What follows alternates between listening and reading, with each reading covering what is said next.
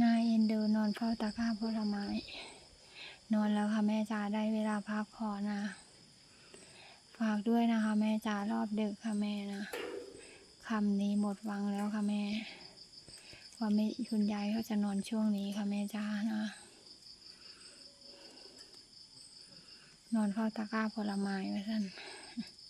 ฝากแม่ตาได้ด้วยนะคะแม่จ๋า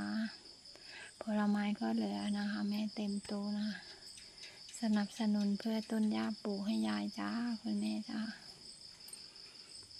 พอยายจะนอนแบบนี้พวกนั้นกลางดึกค่ะแม่ช่วงสว่าง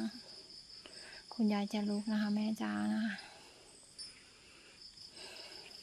เดี๋ยววันนี้แม่ขออนุญาตปิดไฟให้ยายนอนก่อนนะคะ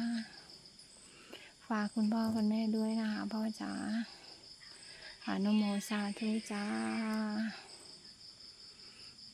ได้เวลานอนแล้วคุณยาย